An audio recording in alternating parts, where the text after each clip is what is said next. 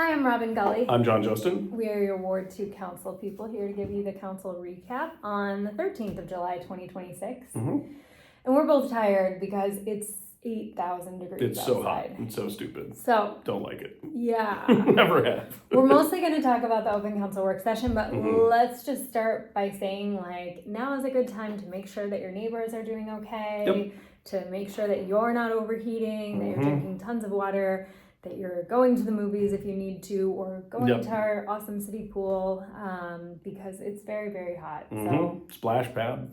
Splash pad was bumping today. I can only imagine. I haven't driven past yet. I'm sure when I drive home, Probably it's going to still be rolling. Yeah. So everybody be careful and look out for each other because it is really hot. And it's not getting better soon, I don't Not think. this week, no. Great. So good thing it's already Monday. Oh, wait. Yeah. That means Yeah. So we started out as usual with open council work session, and basically it was a great discussion of the results of our national citizen survey. So you might remember some years ago we transitioned from doing our city survey to participating in the National Citizens Survey, where we get better data and have better questions overall, and helps us to track things from year to year. Overall, the results were pretty good. I will say the survey went out and people took it between April and June of this year, and there's a lot going on. So there is, I think it's important to think about the results in the context that we were living in this spring. But overall, our metrics for the city were up. Including some cool things like sense of community was notably up, which was one of the things we were really pushing for. And before, this will kind of all blend together, but a lot of this has to do with our strategic priorities from our strategic planning. And so we can measure those outcomes with this. And a lot of that was really good news, because one of our things was trying to give that feeling that everybody is a part of West St. Paul and everybody's part of the story of West St. Paul. And a lot of things indicated that that was definitely working. Yeah. So we can use that to kind of refine where do we go from here, but it's always nice to see the upward trend. And most of it was upward trend, and we'll mention a couple of things that were a downward trend too. So some of the things that we talked about, especially on community and engagement, were, the fact that we set out in our strategic priorities probably 5-6 years ago to do things like make sure that everyone felt welcome in the city, make sure that we were really highlighting and valuing diversity and diverse backgrounds in our city, making sure that people sensed the community and they felt like they were part of the community. And what Nate pointed out, our city manager, who's, you should all know, he's wonderful, was that we've gotten to a place where this doesn't even necessarily have to be a strategic priority anymore, because we've really been able to operationalize this in a big way. And so that is good news, really good news. So I can think of many things that we've done over these past 6 years to really improve those metrics. And we're happy to see that it's paying off. Yeah, and that people are seeing that it's paying off. And that people are seeing it, yeah. It's one thing for us to feel like it's going well. It's another thing to actually see the results in a survey where people are feeling that we are moving in the right direction on a lot of stuff, which is good. Yep, absolutely. Some other things to highlight, overall, our metrics are up on education and communicating, so people seem to have a better sense of what we're doing in the city. Our housing metrics, I think, are pretty good. Our public spaces are improving, and they've been good, but we continue to work to improve our parks, to improve the things that are happening in our parks, to make sure that we're updating spaces, and that we're creating new spaces. And actually, I'll say, like, when I came onto the council, that was we were sort of at a low moment, I think, for our city in that, because we just lost the YMCA. We had just lost places that people really gathered, like Baker Square and Perkins. And so, and we hadn't done a whole lot to invest in our parks. And so we've been working really hard over the past 6 years to invest in those spaces and to make it so that there are more places for people to gather and to be with each other, and that they feel good in those spaces. You want to talk about the things that are... I'll talk about the bad stuff. No. Talk about the bad stuff. Yeah. So there were a couple things that honestly are legitimately out of our control, but are understandably down because of just general, economic opportunity people felt less good about, and affordability people felt less good about. Unfortunately, a lot of that is stuff, the economy, we do what we can on a local level, but overall the economy is largely out of our hands. Air quality went down. Well, if you've dealt with the wildfire smoke, unless we go and drive up to Canada with buckets of water, there's not going to be a lot we can do up there, or the boundary waters, unfortunately, right now. So there were some things that did trend downward, but I think, again, we're not necessarily anything we could do anything about, but it's still important to know about those things. We can't respond to them or directly affect them, but we do want to know that that's happening. And I think that, pretty much economic insecurity is something that is generally felt nationwide at the moment, for multiple reasons. And so that stuff, it's good to pay attention to it, but it's not something that we can jump on and work on. The two things that really, or three things that were sort of more in our hands, was interestingly, even though people were feeling more informed and more educated, we did go down in transparency and openness, which is kind of a strange fit.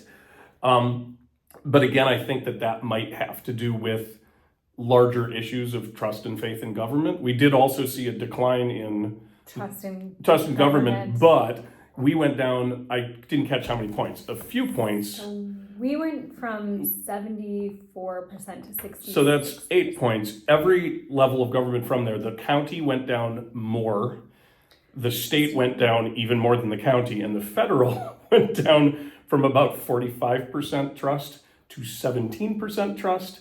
And so at least the way I look at it, and I think we were generally looking at it, I think this is just a general symptom of how people are feeling right now. I don't think that they feel that West St. Paul is less trustworthy. I think they just feel like government in general is less trustworthy, and we're all kind of getting dragged down together. And if that's not right, obviously we don't want to be trending in that direction. So we'll be watching this, and hopefully we'll see a rebound on that as things settle down, hopefully.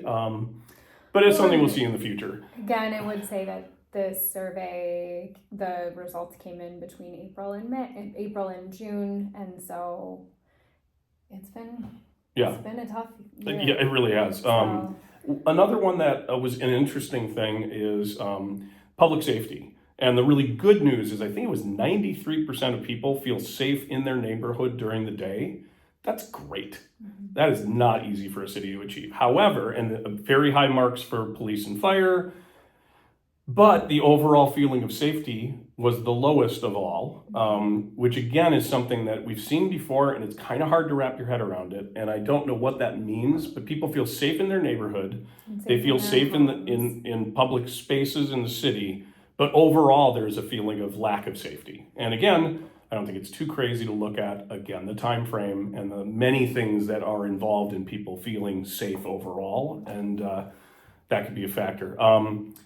Another fun one is the development and growth. And that was down from before. And I think there's a couple things. We haven't had we had some really big projects. I'm not talking about city ones, but like private projects that went through. And there was a lull kind of in just the fact that the construction industry was like paying horrendous amounts for things. So a lot of stuff kind of stalled out. But I do understand that with that one we do take very seriously. The tricky part, of course, is that I do know from talking to people that you can have two reasons to say, I'm not happy with development and growth. And they are literally mutually opposed. On one side, you can have building too many apartments, which we definitely hear. On the other side, you have you're not doing enough and there's not enough new stuff. Those two things are kind of incongruous. And so the same person or two different people can answer that question in a negative way, but for directly opposed reasons. And that's going to be something that when we do our strategic planning, which will be soon, probably early part of the year, that's definitely something we're going to have to talk about, because we're going to have to pick a side. We're going to have to choose, like, what's the more important thing? How do we interpret this? And it is hard because you don't get clarifying questions in these surveys. It's not like people have a little comment area where they can explain why they feel that way. It's the one thing I do miss from when we used to do the city survey, is there was a space for that. But also, I also remember that every time we tried to write the questions for the city survey, it was an absolute nightmare because you're not trying to write leading questions, and you're not trying to point people in a direction. And there's a reason people are paid big money to develop real surveys that are not biased and not problematic. And I'm thinking there was something else, but I can't remember. Well, I can just highlight there are a few things that we're planning on doing that you might notice in the next year. Oh, yep. One, speaking of things that you might notice in the next year, is we're considering building a transparency portal on our website, which I think you can probably look forward to maybe next year. Where we try to take some of these things that we're doing over a long period of time and make sure that they're highlighted on the website in a way that you can actually see them, because we hear from folks sometimes that they feel like when they come to the council to talk about something that they're concerned about, that the decisions have already been made. And our sort of analysis of that is that we're not doing enough to bring people into processes that are in the works. That are multi-year long things, like road construction plans is one of the big ones, where we'll get people that come in, they're like, I didn't even know about this till I got this letter. Yeah. And the problem is we've probably been working on making those choices and making those decisions for a few years, and it's all out in the public arena. But I think people don't know until the letter shows up. And at that point, it's not that it's too late. We can still make changes. But it would be great if we had input long before that. Like the number of times we've had to, at the 11th hour, figure out things like somebody happens to know there's a drainage issue in this area. We don't know that. And now we have to do things or whatever. So if we had a way for people, like 2 years before a project on, let's say, their road was going to happen, they're like, oh, this is slated for this year.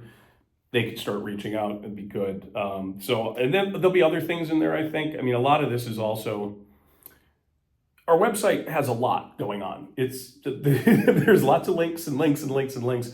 And so part of that transparency portal, whatever it may be named, which might be that, would also be probably a centralized thing where it's like big picture stuff, like, the pie chart of the budget. This is where the money is actually going, which really helps people understand how that works. And a couple other, we talked about maybe having maps that show progress. Like, this is where we were 10 years ago on sidewalks. This is where we are now.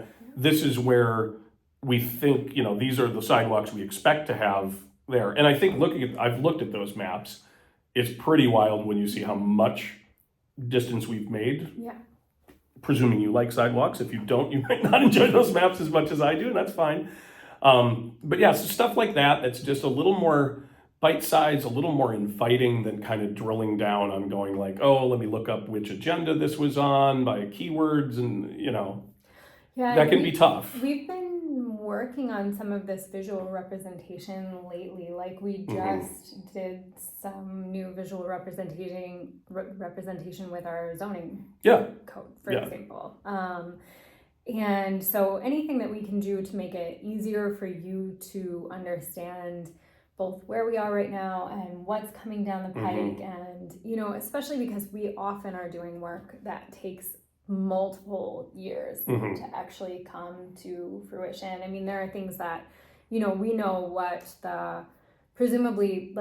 we know what their plan is to do mill and overlays on roads, or where we're planning on putting sidewalks, for example, over the next 10, 15 years. Yeah. But you might not know that if you aren't. Yeah. I mean, I voted on things that I wasn't around for the beginning of, and suddenly the vote comes up. I'm like, I didn't even know this project was in the pipes. That we've been working on that we won't be on the council almost certainly to see to the end. Right. So absolutely. Yeah. They'll, the ends of those things will be seen by more than likely other council members. Yeah. So we want to work on not just transparency. I mean, we feel like we try to do a good job with that, but also creating tools that make it easier to understand and to see ahead to what's happening that you might care about. Cleanliness, the other two things that were negative. So cleanliness went down. There is good news on that. We actually, in the 2027 budget, have a line item to actually hire somebody whose focus will be litter. We're currently calling it the litter czar. I'm not sure that's going to be the job title. Maybe, it's funny. But that would be somebody that would actually be dedicated, obviously with the help of staff. It's not like there's one person walking up and down with like a little pokey stick. But we have allocated money for that. So that cleanliness thing, especially Robert Street, which is where we have the most issues, but also throughout the city, I think will be heavily addressed by actually having a position that's full-time focused on that. So if that was one of the concerns that you had if you did the survey, that one's good news, and actually kind of nice to for once we didn't anticipate this result, but it's nice to be ahead of the curve on like, yeah, okay, this came down and we've already got a plan to implement forward. The other one was a decline in the feeling about code enforcement. And I think there's a couple parts to that, and this is something that when I talk to people about this, I always kind of try to explain. We shifted to a complaint-based code enforcement policy rather than we drive around and we try to find somebody with tall grass, which is the way that it used to be done. There are huge benefits to that. It seems fairer. It doesn't seem like anybody's getting targeted, which have been concerns. Right or wrong, those are concerns that come up when it's city-driven compliance. The downside to that is a lot of times when I get called, they're like, has nobody but at the city driven past and noticed this? And we definitely do. If we see something, we do something. But really, if you are worried about things like that, I encourage you to to contact the city. Because if we don't, there's a lot of city. I mean, I know it's only 5 square miles, but it's a tight, dense sort of thing. And we just might not see that fence is having a problem, or that there's, a downed tree or some of the other stuff that we see a lot. And then the other thing is, I think sometimes I always have to remind people that the wheels move slowly out of fairness. And so you may call in a complaint, it gets addressed, we send a letter, there's a period of compliance, which is at least 14 days for just about anything, unless it's like literally hugely dangerous, like immediate. So you might, and then compliance is a tricky thing because people don't always do it. And we have to go through a very specific process of citations before we can go out and address the problem as the city.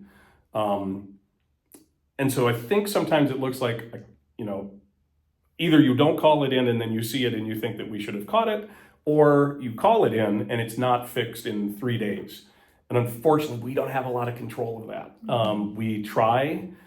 We have specifically started to target if we see a property that has a lot of things going on, we will be more aggressive on those properties because they're recurring problems. Sometimes somebody just slips up and doesn't get around to stuff, and I understand that. And we don't want to be monsters, but also we do need to hold some standards. And we are definitely paying attention. If there's something where that a property has had multiple code complaints, then we are going to probably start driving by there pretty regularly, and we are going to be actively pursuing remedies. But yeah, I get the frustration. I talk to a lot of people that get very frustrated with this, and I wish it could be faster and more instantaneous, and everybody just got the letter and went, oh no, and fix it up. But sometimes people are busy, and sometimes they need to get the money together. There's extenuating circumstances, but rest assured, we are not walking away from code compliance in any way, shape, or form. But I can see where the perception can be that we're not pushing it hard enough, and that's something we can change too. I mean, if there's enough people that really wanted us to revert to a city-driven code compliance thing, it's not off the table. It's never off the table, but there's a balance. You have downsides to each side, and you kind of balance in the middle as best you can. So I think that was everything in that section.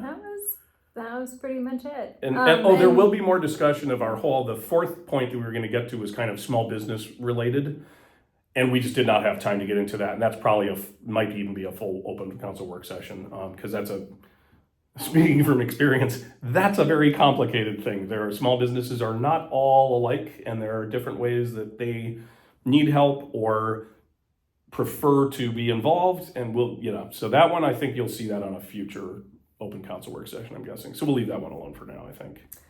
So speaking of that, we can jump into the council meeting, but I'm just going to start by saying there wasn't a lot on the council agenda. No. But one of the things that you all should know is that, speaking of small businesses, this person right here won Best Guitar Store. I did. Best Musical Instrument Store. Best Musical Instrument Store. Best of Minnesota, which is the Star Tribune Readers Poll. So thank you. Big deal. I always feel weird about talking about myself, so thanks for anybody who voted. All small businesses are not winning Best of awards. Fair enough.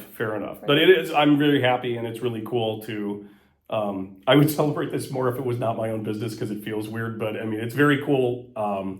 And in future years, this is an open thing where you can nominate businesses. I'm going to encourage everybody. We could get some more winners in West St. Paul. We have a ton of really cool small businesses, but I think a lot of times they don't get nominated and people don't pay attention to this thing as much. I'd love to see five of us get an award next year. That'd be super great. But yeah, so when this rolls around next year and there's a long nomination period, nominate all the businesses you like in West St. Paul, because if they're not on the list, they don't get votes. Yeah. But I didn't nominate myself, so somebody put me in there, and I got silver last year and I got gold this year, so that's pretty rad. I did vote for myself, I'm not gonna lie, but I didn't vote for myself like 400 times or anything, so somebody else must have voted for me. Every single day. Yeah, every day, every hour, 14 different email addresses. But, well, thank you very much. I appreciate it. The other cool thing in our council meeting, and again, we didn't have a lot on the agenda. We will briefly talk about what we did have, but it's not a lot. But we did also have some big shout outs to Councilmember Wendy Berry, who both wrapped up their service on the League of Minnesota Cities as the president. Their 1-year terms to be president of League of Minnesota Cities. So that was huge asset to our city. Oh, absolutely. The president of the League of Minnesota Cities. I don't know this for a fact, but I'm not sure we've ever had anybody from West St. Paul. We've never had a president from West St. Paul. I don't know if we've ever had anybody serve on the committee. So it's huge, Wendy has put in years of service. She really has. Yeah. So we're really proud of Wendy Berry. Yeah. And speaking of Wendy Berry, also this weekend was Pride, and I think it was I'm just guessing actually, I want to say like the 7th. I think it is the 7th year of West St. Paul Pride. And it just gets better every single year. And I think there were 50 vendors this year. There was an awesome drag show. There were great performers. We got to hear the West St. Paul song live in person. It was just great. And I'm sure a lot of you made it out. I saw a lot of you there. So glad if you made it. If you've never been to West St. Paul Pride, definitely come. It's just such a lovely event. It's amazing. And Councilmember Eng Sarn also is instrumental and involved a ton too. And there are other people too. Of volunteers. Yeah, there's so many volunteers, and I'm forgetting some people. And actually, I'm not going to mention people that aren't actually in the public eye because that's not my place, but I can mention those two because they're elected and nothing's private for us anymore. That's right. Okay, so besides that, the other really important community comment that we had was from our own JJ Johnson, who is the, Dakota County opioid specialist. That's not his title, but that is basically his title. And he came to tell us all about the work that Dakota County is doing, some of it in conjunction with the city to combat the opioid crisis. And JJ is a hero and a saint in our city and is doing incredible work through the whole county, but we're lucky to have him right here in West St. Paul. And there are a number of events coming up, and I did not write them down. He was speaking, he had so much information, he spoke very fast. That's not a criticism, I talk fast. There was so much content. He is going to send an email that's going to summarize that, and maybe at a future video we can talk about some of those events coming up too. Absolutely. Okay, besides that, here are the things on the council agenda. Vacating a portion of an unused right-of-way on Dodd Road. Yeah, so we did that. Yeah, just to be quick, it's right over by Zach's Auto and Clover Montessori, and what it is because Dodd moved out, there's an area of land that was there, so we returned some of that land to Zach's, which will allow them to expand their parking lot. I've had a couple people ask about the fact that occasionally there are cars parked on the grass there. I can understand where that looks sloppy. It's not. It's that Zach's did not have enough space, and that area where those cars are parked is going to become the parking lot. And so if you saw that and you were concerned that they were just kind of being sloppy, It's not that at all. I mean, they've been very, very, very good about letting the city do that, or city, the state, the whole thing. They made some big concessions. Losing their access to Dodd was a big one. They had a drive aisle into that they gave away. And so that's one of the reasons that we're giving them that land, is so they can expand that parking lot. And that also will be, the city will retain a portion of that for the planned Officer Scott Patrick Memorial. So that was basically what that was all about. And then we repealed and replaced sections of our zoning code, which we've talked about a few times already. Yep. But essentially we took out language that was obsolete, and particularly, so what we did was basically just replace Clean up housekeeping stuff, simplifications where needed, some added definitions for stuff that's never existed in there before, which if you don't define something, you are in trouble because you don't know what category to put it under. Yep. So for example, we defined data center, and a lot of people have had the thought, well, if you just don't define it in your zoning, then they can't put it there. No. The problem is that gives you almost no control. And so just so everybody understands, we didn't add data centers because we're seeking or entertaining any data centers. But if we don't have it in the zoning and they somehow found a way to come in, we'd be stuck. And I think that some other cities will unfortunately learn that the hard way if they're not careful. But that's the intention defining data centers, is we are able to limit to an extremely small, functionally, maybe, I won't say that it's absolutely impossible, but maybe it kind of is, areas of the city. And so if you see data centers being added, it is not because we are encouraging in any way a data center coming to West St. Paul. We're basically building the armor to make sure that we have all of the tools available if such a thing were to come up at some point. Also, just to be clear, we do not think that West St. Paul would be an attractive place for a data center. They want to go build it in a cornfield somewhere. I'm not too worried about it, but okay. We don't have any cornfields anymore. We also agreed to pass a proclamation for the 100th birthday of Pat.